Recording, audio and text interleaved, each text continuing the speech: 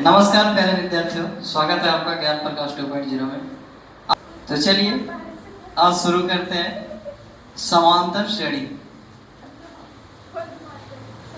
समांतर श्रेणी जिसे हम एपी कहते हैं, इंग्लिश में इसका नाम है अर्थमेटिक प्रोग्रेशन। अर्थमेटिक प्रोग्रेशन कहने का मतलब है कि किसी भी संख्या को एक सीढ़ी की तरह सजाना। जैसे सीढ़ी के हर एक जो लगा होता है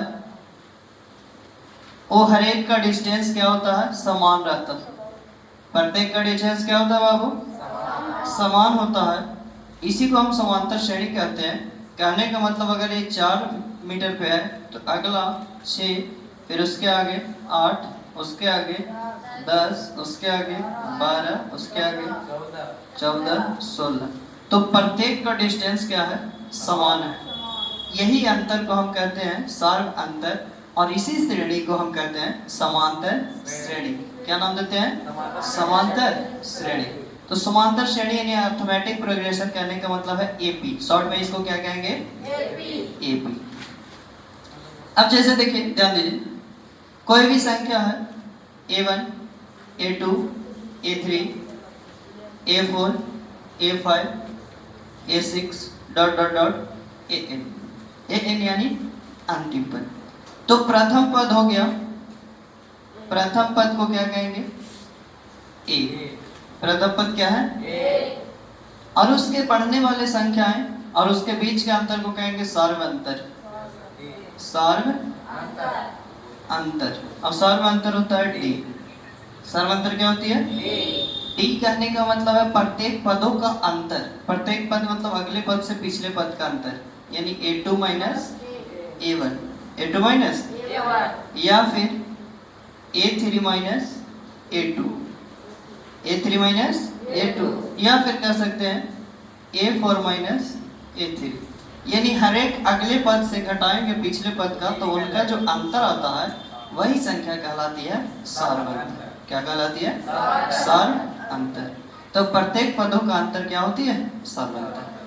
अंतिम पद को कहते हैं डी, an। अंतिम पद को क्या कहते हैं, an।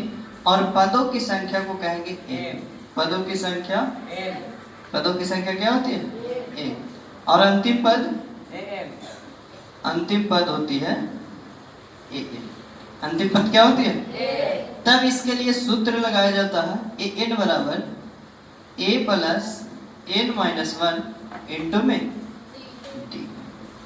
तो ये अंतिम पद का सूत्र हो जाती है an बराबर a plus n minus 1 into d। अब देखिए कैसे किया जा सकता है। जैसे 2 है, 6 है, 10 है, डॉट डॉट डॉट। अब अंतिम कहेगा कि 15वां पद बताएं। कौन सा पद, 15वां पद। तो इसका पहला पद a, प्रथम पद हो गया, प्रथम पद, तो 2 हो गया। d यानी सार्व अंतर। सार्व अंतर हम अभी बताएं आप लोग कि प्रत्येक पदों का अंतर क्या होती है, सार्व अंतर होती है। तो यहाँ प्रत्येक पदों का अंतर कितना का चल रहा है, तो 6 में से 2 गया 4, 10 में से 6 गया 4, यानी प्रत्येक पदों का अंतर कितना है, 4 है। तो इसके सार्व अंतर कितना हो जाएगा, 4। और कह रहा है कि 15वां पद बताए, यानी n का मान कितना है, 15। n बराबर पदों की संख्या 15, पदों की संख्या। तब फार्मूला लगा देंगे an बराबर a plus n minus 1 into में a का मान हो गया 2 प्लस n का मान हो गया 15 माइनस का 1 और d के मान हो गया 4। तो 2 प्लस 15 में से क्या 14 गुने 4, तो 2 प्लस 14 चौके 56, 56 और 2 58। तो इसके अंतिम पद कितना हो गया, 58। इसी तरह से एक और हम एग्जांपल लेते हैं।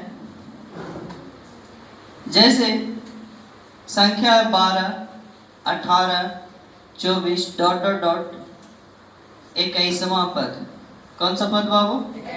21वां पद। तो एपी में इशू है, एपी यानी अर्थमेटिक प्रोग्रेशन यानी समांतर श्रेणी में। तो 12, 18, 24 डॉट डॉट डॉट 21वां पद क्या होगा? तो 21वां पद के लिए सबसे पहले प्रथम पद, प्रथम ए बराबर कितना हो गया? 12। दोनों के बीच के अंतर को सार्व अंतर कहेंगे, तो सार्व अंतर कितना हो गया? 6। काय कि प्रत्येक पदों का अंतर कितना का चल रहा? 6 का, तो 6 हो गया। और इसमें n पदों की संख्या कितनी दी हुई है? पदों की संख्या है n बराबर 21। तो इसीलिए अंतिम पद an का फॉर्मूला लगा देंगे, a plus n minus 1 into D. a का मान है 12 प्लस n 21 माइनस 1 और d के मान 6। तो 12 प्लस यहाँ से 20 में से 21 में से 1 गया तो 20 और गुना में 6, तो 12 प्लस 120 बराबर 132। इस तरह से हम एपी को ज्ञात कर सकते हैं। लेकिन अब इससे दूसरा नियम क्या बनता है, इसे देखिए, ध्यान दीजिए। अंतिम पद दिया हुआ है तो उसमें पदों की संख्या किस तरह से निकालेंगे? तो जैसे एग्जांपल है 5 है, 10 है, 15 है, 20, इस तरह से डॉट डॉट डॉट 500 तक गया। अंतिम पद कितना है? तो इसमें पदों की संख्या क्या होगी? एपी में है तो पदों की संख्या, तो इसमें पदों की संख्या निकालना है। तो एपी में है कितना कितना? 5, 10, 15, 20, कहां तक? 500 तक। इसके अंतिम पद कितना है? 500। तो पहला पद ले लेंगे a बराबर 5, d सार्वंतर हो जाएगा, सभी पदों का अंतर 5 का ही चल रहा है ना। 5 का ही कहने का मतलब है कि दूसरे पद में से अगर पहले पद को घटाते हैं तो कितना आ रहा? 5। और इसमें पदों की संख्या ना दिया हुआ है तो n को निकालना है, लेकिन अंतिम पद दिया हुआ है। तो अंतिम पद कितना है? अंतिम पद इसका कितना है? 500। तो अंतिम पद का फार्मूला लगा के हम किसका मान निकालेंगे? a का। तो क्या होता है फार्मूला n का? a plus n minus 1 into d। अब इसका अंतिम पद दिया है तो अंतिम पद ही रखेंगे। कितना दिया है? 500। इसमें प्रथम पद दिया है 5, n का मान हमें ज्ञात करना और d के मान कितना? 5। अब यहाँ गुना कर देंगे तो ये 500 रहने देते हैं, इधर 5 और कोष्ट वाला दोनों से गुना हो जाएगा तो 5 गुना n कितना हो गया? 5n और 5 है क्या? 5। तो -5 प्लस 5 खत्म हो जाएगी, तो कितना बचा?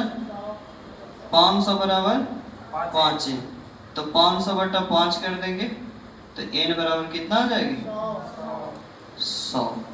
यानी कि इस पदों में जब 5, 10, 15, 20 जब 500 तक है तो इसमें पदों की संख्या कितनी है? 100। पदों की संख्या 100। तो एक क्वेश्चन हम दे रहे हैं 2, 12, 22, 18वां पद बताएं।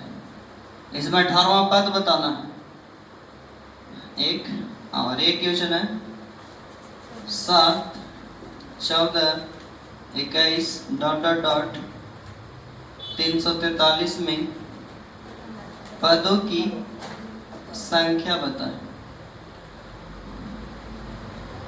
इन दोनों को बनाइए और बना के कमेंट जरूर करें।